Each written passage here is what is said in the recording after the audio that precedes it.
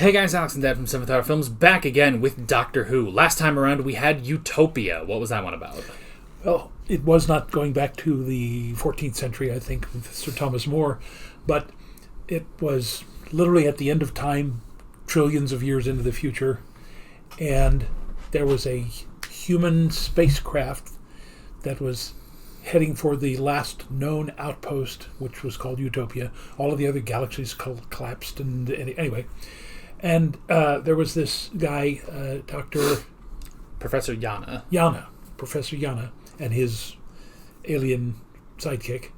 And they were trying to figure out how to get the spaceship's engines restarted. And the professor had drums going on in his head, and he kept hearing voices, and he was very worried.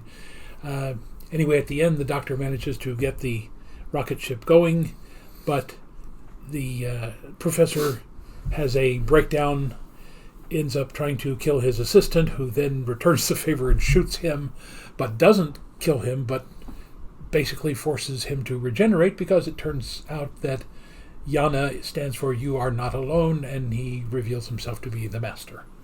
Yep. And it's an incredibly great reveal of the Master. And at the end he regenerates into his new, younger form. He steals the TARDIS and leaves the Doctor, Martha, and Jack with the future kind that are going to kill them or eat them or something. Yeah. Mostly eat them. Yeah. Nothing good comes from the future kind, so... But yeah, that's pretty much where we left off. Anything else? This has been a hectic week, and the next 2 weeks are going to be even worse, but I won't get into that. Live theater. So, in the middle of that, we'll have a very, very important season finale. So, as you correctly guessed, this is part 2 of the part 3 finale. Although, technically, Utopia does kind of stand slightly on its own. Yeah. These next two are way more connected as one story, whereas Utopia is more of just a prologue. Yeah. So, but if that's pretty much everything, then we might as well just jump right into this episode of Doctor Who. That was like the shortest intro we've ever done.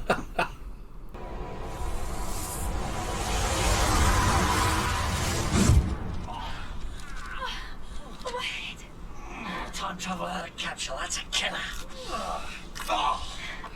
Yeah. I said I knew that voice. When he spoke inside the TARDIS, I've heard that voice hundreds of times. I've seen him, we all have. That was the voice of Harold Saxon. That's him. He's Prime Minister. The Master is Prime Minister of Great Britain. Oh no. The Master and his wife. Eh. In fact, I'd go so far as to say that what this country really needs, right now, is a doctor.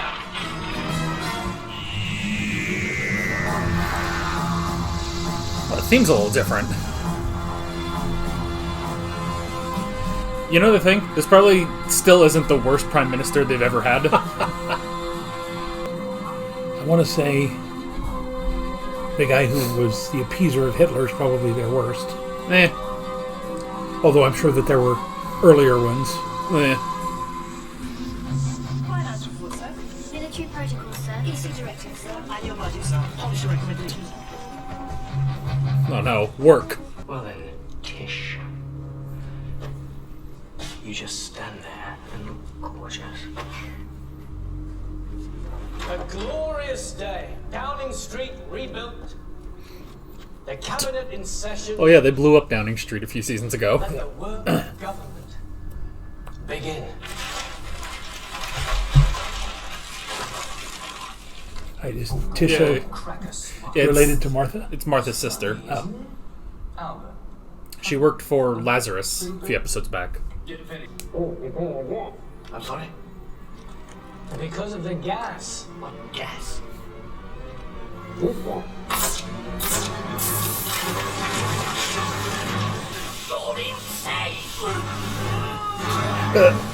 Yeah. That's so weird, though. It's the day after the election. That's only 4 days after I met him. We went flying all around the universe while he was here all the time. You gonna tell us who he is? He's a Time Lord. What about the rest of it? I mean, who'd call himself the Master?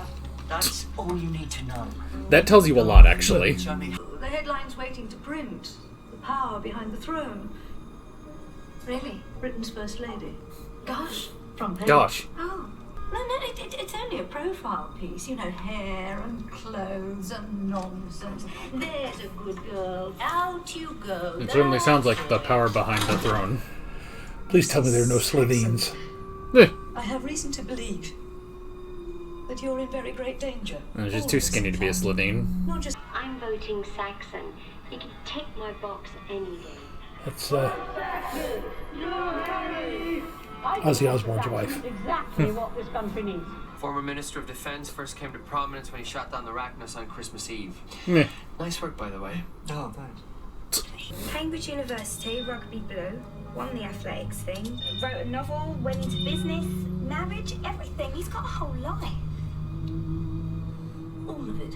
I like how he has so many accomplishments, and now we know that's not really a thing you need. This is his first honest-to-God appearance, just after the downfall of Harriet Jones. Uh, And at the we all exact miss Harriet same now. time, Isn't that right, Harry? Bah! My faithful companion. Mr. Saxon, He's like a ninja. who are you? I'm the Master. And these are my friends. He's got balls. The Borg? Silly lady. Dead lady.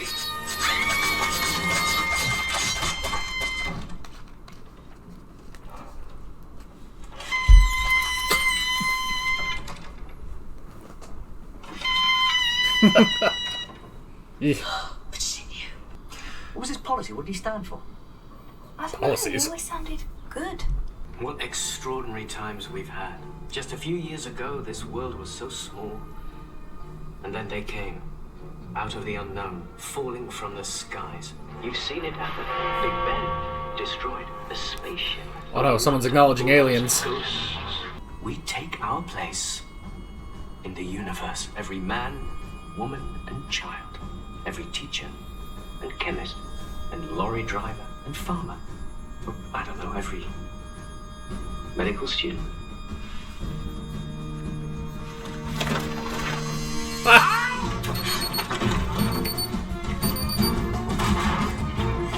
He could have blown them up at any time. Just say yes or no. Is there someone else there? Yes! Just run! Oh, That's me! the man's a hero. Martha, reverse. Take aim!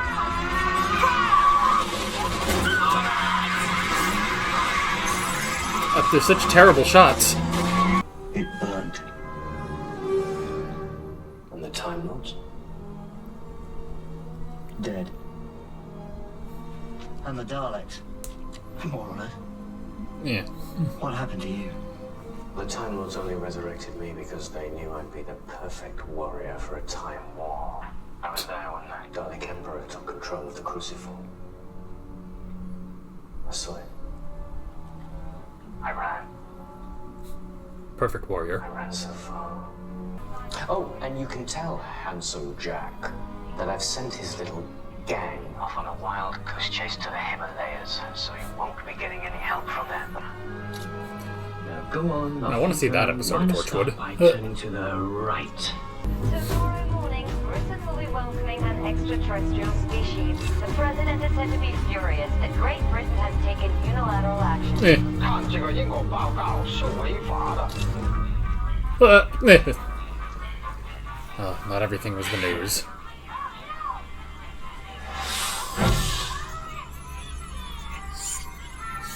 I'm trying to watch something here. This planet's amazing. Television in their stomach. Now that is evolution. Nice chips. I should have known that. Fish and chips. Oh, every So, time. Doctor, who is he? How come the ancient society of Time Lords created a psychopath? And what is he I mean, much like any other species. Friend or foe? Thought you were going to say he was your secret brother or something. No, You've been watching too much TV. they scrapped that a long time ago. But all the legends of Gallifrey made it sound so perfect. Well, perfect to look at, maybe. And it was. It was beautiful.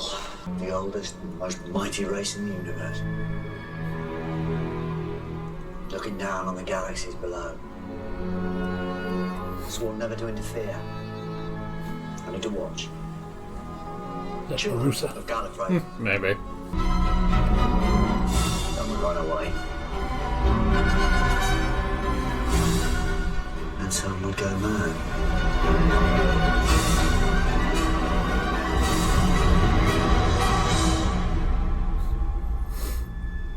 I'm surprised. Only the Master went mad. What about you? Any way you can stop? Not from down here. But now we know how he's doing it. And we can fight back. Oh, yes. Now I can build crap. Oh, yeah. It's like, I know you're there, but I don't want to know. Back again. See? Just shift your perception a tiny little bit. Doesn't make us invisible, just unnoticed. Oh, I know what it's like. It's like when you fancy someone and they don't even know you exist. That's what it's like. Meh. Ironic. He's You clueless. too, huh? Eh. Mr. President, sir. Mr. Saxon, British Army will stand down. From now on, UNIT has control of this operation. You make it sound like an invasion. That's a good idea, though. Policy was decided by the Security Council in 1968. And you've just gone and ignored it. But first contact cannot take place on any sovereign soil. To that purpose, the aircraft carrier Valiant is en route. The rendezvous will take place there at 8 a.m. You're trying my patience, sir. Oh, really? You must try mine. Eh. So America is completely in charge. Since Britain elected an ass, yes. I'll see you on board the Valiant. It still will be televised, though. The world will be watching. Me. Feel so patriotic. The last president of America. Oh no. Wearing a cape? He's got that red cape. Black and red. Oh, I guess it's just a jacket. Say I use this perception filter to walk up behind him and break his neck. Now that sounds like Torchwood. Eh. It's dawn. Hold on, I thought this was a ship. Where's the sea? A ship for the 21st century. Protecting the skies of planet Earth. Oh no. It's a helicarrier. Before Marvel. Before Marvel? Really? Cool. Yeah. Unless they did it in the comics. But it's certainly before the Avengers.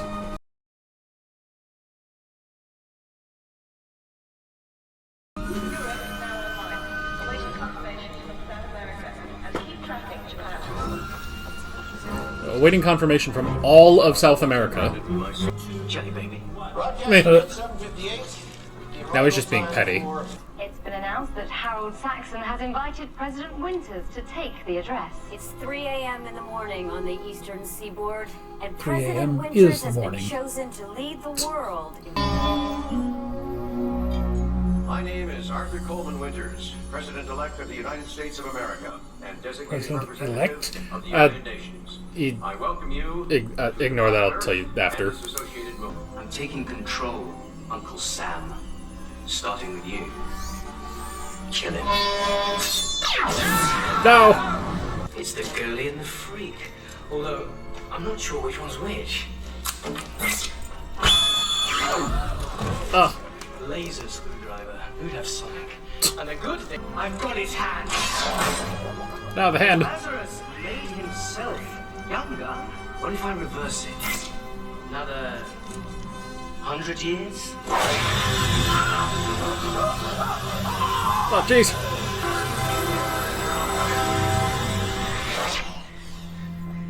Ugh. But tonight, Martha Jones, we've flown him in, all the way from prison. He's way too over the top. Eh. And not in the good way that the other two were. Eh. I think it's because he's succeeding right now. We've never seen that before. Here come the drums!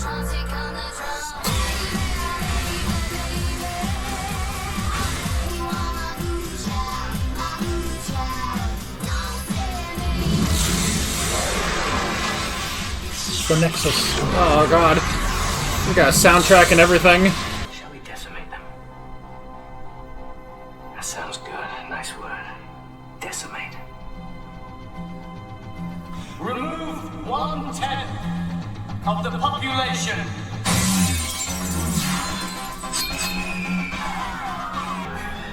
I'm coming back. So it came to pass that the human race fell, and the earth was no more as master of all. And I thought it good.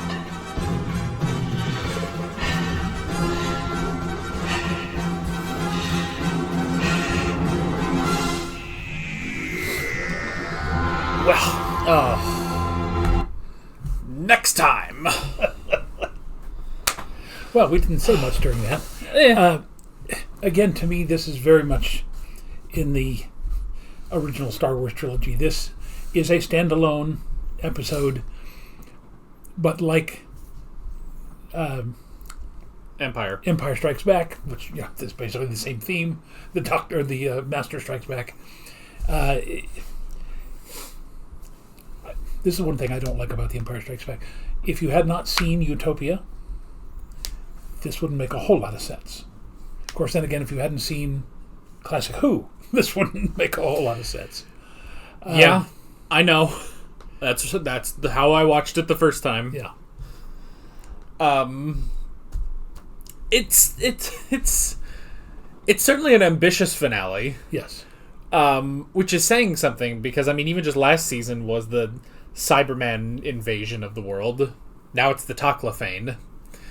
A fun fact about the Toclafane, actually, is they are a reused design, technically, because back when they did Series 1 and they were going to make the Dalek episode, the team thought that it's Doctor Who.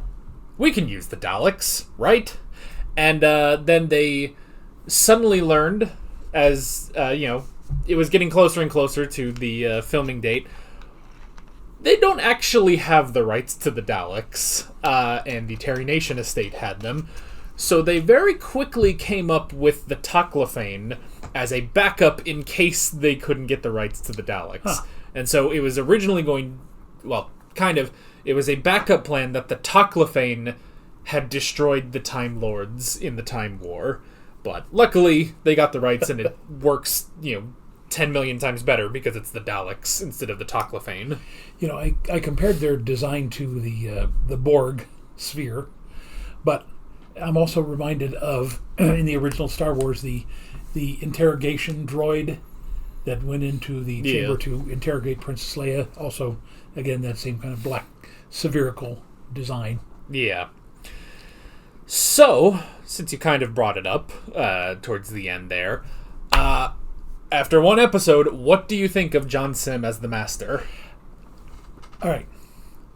It's a complete reinterpretation of the role.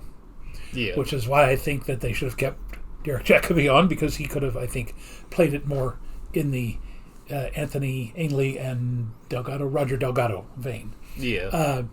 Seriously. Whereas they were simply diabolical, he's insane.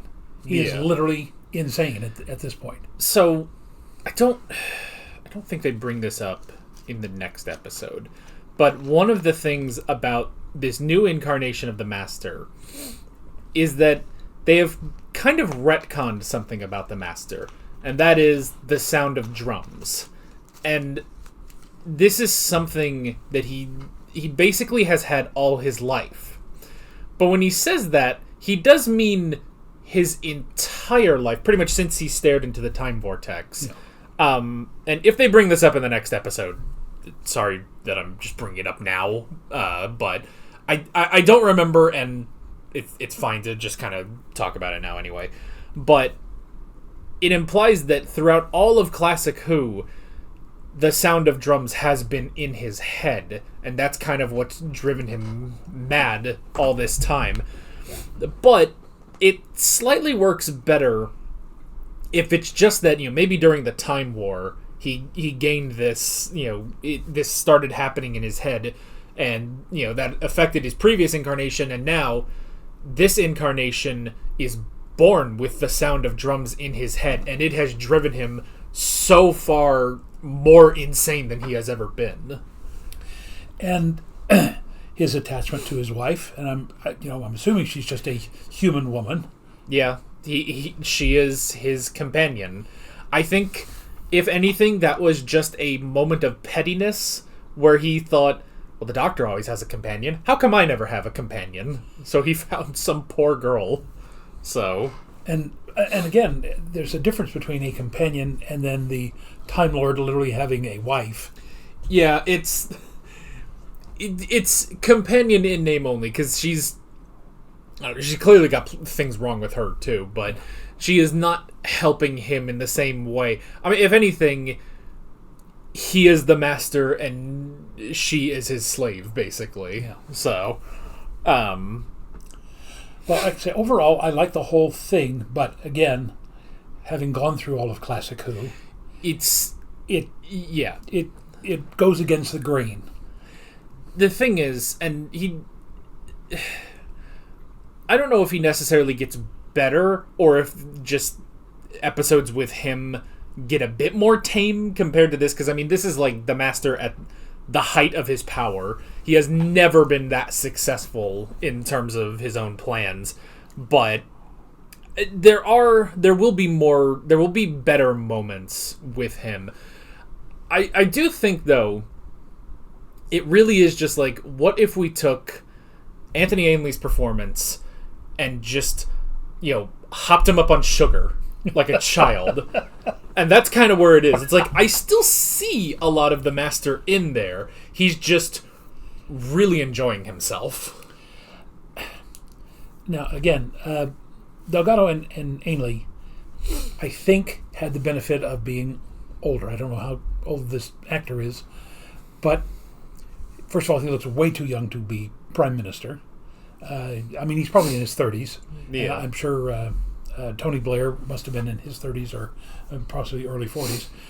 But, again, the juxtaposition of this incredibly young Master, again, makes him that much more almost idiotic. Well, yeah.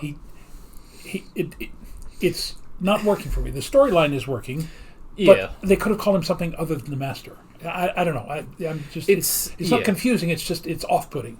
Yeah, it's certainly. I mean, it could be similar, because there are certainly people that that they live and die by classic Doctor Who, and they took one look at modern Doctor Who and they're like, nope, not for me. Sticking to the original 8, maybe even just the original 7. I don't even know if they acknowledge Paul McGann's Doctor, but they're just like, nope, modern Who doesn't count. It's not the same. So in a sense, like, I could see people, there are people that would say that about David Tennant's portrayal of the Doctor. So it's as just being too different, even though you can look at like the second Doctor or the fourth Doctor and be like, no, I see a lot of where Tennant is coming from. Yeah. So, and you can look at Christopher Eccleston and you can see where his performance comes from and everything. Like, you can see similarities in there, and it's just that the similarities are much less pronounced with the Master. The thing is, we're used to the Doctor having different personalities, but let's face it, the Master pretty much was always the same, and so a completely new incarnation of him, the face and the body, the being young doesn't bother me. What bothers me is his somewhat juvenile behavior. Yeah. The Master's always wanted to rule galaxies or planets and the universe, time, but this makes very little sense to me. It feels more like the Master in the 8th Doctor movie, where he was also very different and kind of more playful once he had captured the Doctor and stuff. Whereas, yeah, you're right. It is very different. But I guess the only thing I could say is that it is just perhaps just the circumstance of, like, it's the difference of how this episode in particular is written. Of, like, previously it's always the master in the shadows. You know, he always is kind of working through the shadows, and eventually he has to come out of there, and that's when he shows up in the episode and we figure out what he's been doing. Whereas here, it's kind of like that too, where it's like, you know, he's been building this plan for 18 months with the Toclafane, with becoming prime minister and everything. But if anything, because of that, because of the position that he has, he's just allowed to cut loose. I mean, he has just complete control over everything. And, you know, he also included the, you know, the mild hypnosis within the Archangel system that hypnotized everyone into voting for him. So it is the one thing of, like, on the one hand, it's very hard to see the classic master. On the other hand, the way he has taken over the political structure of Great Britain is not lost on me in 2025. I see a lot of this and I'm like, interesting. Honestly, if this was written today, this would have been, like, way more on the nose of the master taking control of a country. I guess sort of on that too. What do you think of the president, President Winters? All right, so the president-elect literally has no powers. I can clarify that because I remember that. I remember questioning president-elect. That's weird. And people told me that Russell T. Davies does not know what the president-elect means, and he thought that was just an extension of the title. So he just means president. He's the president of the United States. They just thought that was a fancier way of saying it. So yeah, because that really threw me off. And again, the current president did things during his presidency-elect between November and January that he had no authorization or business doing. And, you know, it apparently, again, when you get somebody who does not understand government, who thinks they can do anything, and then when we literally, you know, push the Constitution in his face and say, you can't do that, it's unconstitutional, he says, but I'm the president, you know, the president is the head of the executive branch, and I can do whatever I want. No, you can't, because the way the brilliant founding fathers, who, by the way, were influenced by a lot of British politicians of that time, as well as French politicians, said, no, we've had an authoritarian leader, a king, who had no checks and balances on him. That's how they designed a Congress and a judicial system that all three can essentially stifle what the other two are doing. And the whole purpose behind that, even though it is maddening, the whole purpose behind that is to prevent one branch of the government from running everything. And again, a businessman with no previous background in government does not understand that. He's trying to run the country like a business, and it's not set up that way. And no matter what they try to do, as we were finding out, the courts in the United States, the federal courts are going to say, sorry, sir, that is unconstitutional. He said, I'll appeal. Great, you can appeal it, but the fact is, because the way our system is designed, if I put an injunction, a nationwide injunction on your executive order, you got to stop what you're doing, because if you don't, you are breaking the law and are subject to impeachment. It does make it funny seeing how much backstory the master created for Harold Saxon and realizing he didn't need to put that much work into it, honestly. Like they show, like, well, he's, you know, he went to Cambridge, he was, you know, he was on the rugby team, he's got all these pictures that he had to take of himself in these, like, rugby uniforms and all this stuff, and it's like, he could have gotten away with half of that and it still would have worked. So, yeah. And it is also the thing where, like, in the first scene where we really see him, and, you know, he's given all the folders and he goes in and he just tosses them into the air and then kills all the people that are there. That is the one thing where I'm like, now see, the master would take all of that and then he would actually run the government to his, you know, evil plan. But at that point, I don't know. I guess while he was on a timetable, he knew the next day that this whole thing with the Toclafane would happen. So I don't. That is the one thing, but I'm also of two minds about President Winters in this, because I know a lot of people, a lot of British people who watch this show, originally thought, "Oh, here comes the American president. He's just blundering in to take over this stuff." I originally sided with President Winters when I watched this, but that was also because I knew that Harold Saxon is the master, because you're watching the episode. Yeah. So, of course. But now watching this, it's like, it's not even that, America is taking over because we're the most important or anything. It's like, as he says, it's not even that he's taking over. UNIT is taking over. Yeah. And he is abiding by all these different things put in place by the UN that Harold Saxon is ignoring. So now I'm of two minds about President Winters. It's like, he is kind of taking over where technically it's not his business, but he's doing this on behalf of the UN, whose business this is. Yeah. Now, was this 2007 or 2008? 2007. Okay. So, George W. Bush was still president. Yes. Now, this is obviously not a takeoff on him.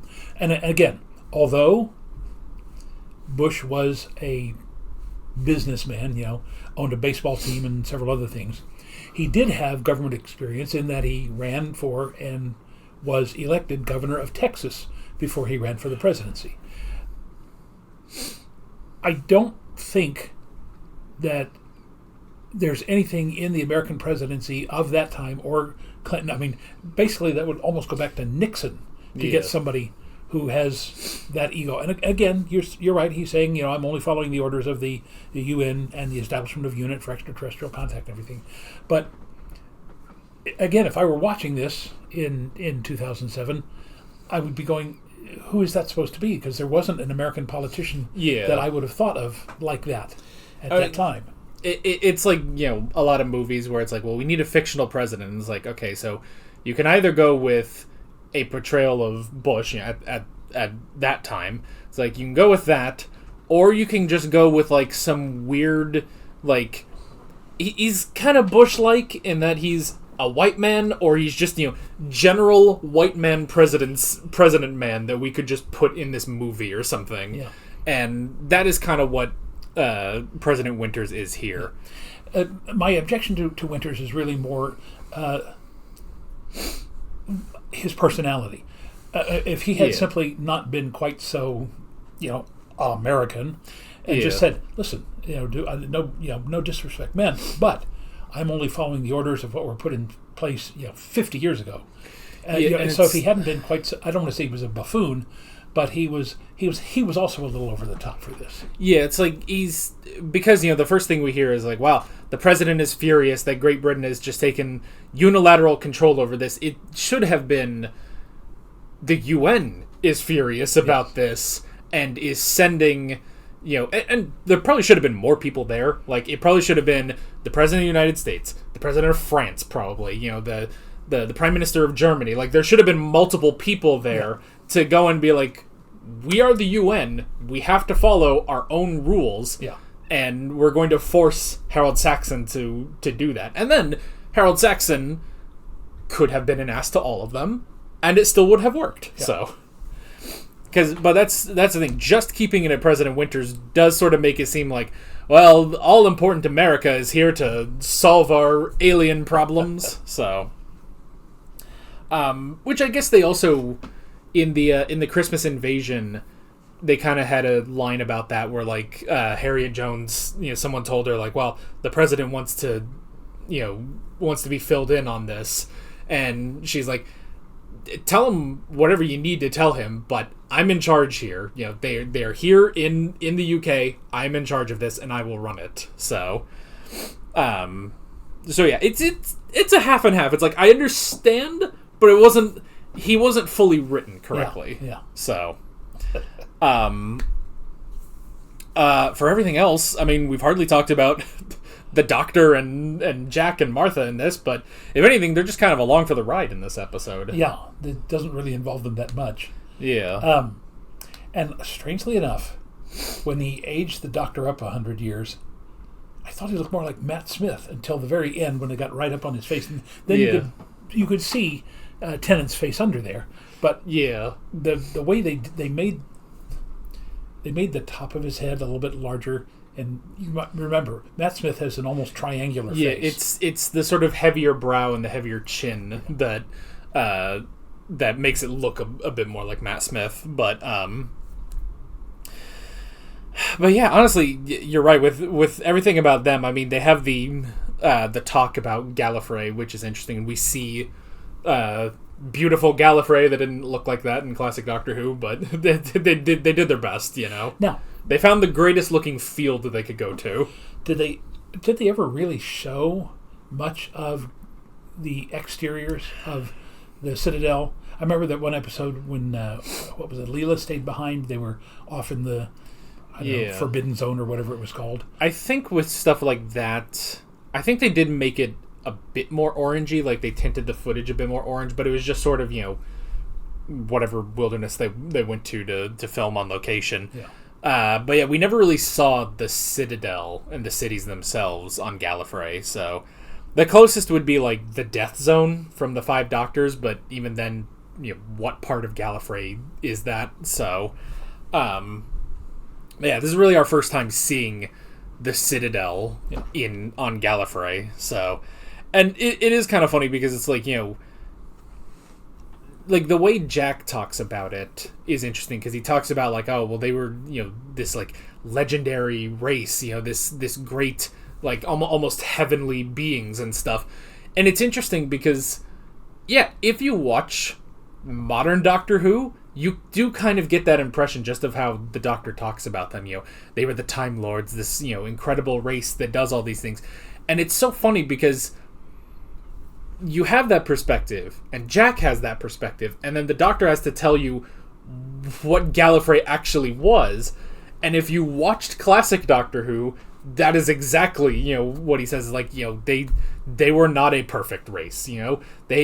Ideally they were, but from Time Lord to Time Lord, it could vary. There were ones that were okay, there were ones that weren't, you know. Yeah. And the Master, clearly driven mad by gazing into the time vortex, but then you even have others like obviously there was Omega being one of the first Time Lords, and then eventually Barusa going to take the immortality of Rassilon and everything. So it's just like, and you obviously have the Rani later and other Time Lords like that. So it's just like it's interesting, kind of dispelling that mysticism of the Time Lords. Yeah. So.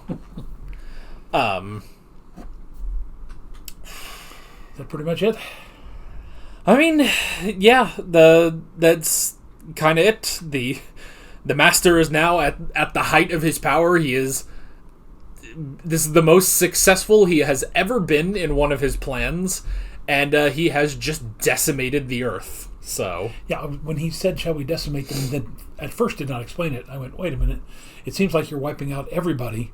And decimation was an old Roman thing where literally they killed 1 out of every 10 just to teach a lesson. But then he said, you know, how about we take 1/10 of the population? So, well, yeah, and Martha has escaped and is got to figure out something. I will say, now looking back on it, like I'll just go ahead and tell you, because the Torchwood team does not factor into the next episode at all. And now that I'm watching, it's like, how do they not factor into the next episode? Like, how... Like, at the very least, they would have guns. At the really very least, they would have any alien tech that they know they can steal from Jack's office. Like, it's a strange thing that they don't cut back to, like, Gwen and Owen and Tosh and Yanto trying to kill the Toclafane, so... instead, they're in the Himalayas right now, so... probably after those mechanical Yeti. Yeah. I'd kill for a Torchwood episode like that. Torchwood going after the Yetis. That sounds amazing. That sounds better than any episode of Torchwood that we watched. So... Oh, boy. But yeah, next episode is the season finale, and that'll be the conclusion, part 3. There's not a part 4 of this. And also, I guess we could do it next week. There's a mini-sode that takes place between the final episode and the next Christmas special, so we can watch that. I know I said we wouldn't do many of them, but this is a very important mini-sode to watch. So, you got anything else? I got nothing. Then that is basically it. With all of that being said, we're Alex and Dad from 7th Hour Films, and we will see you guys next time. Take care. Alright guys, thanks for watching this video. There's a bunch of links on screen if you want to go click around any of those. There's a playlist with all of our modern Doctor Who reactions, as well as another playlist with every Doctor Who reaction that's on the channel. There's also a subscribe button and a Patreon button on screen, as well as other links in the description if you want to go check out any of those. See you guys later.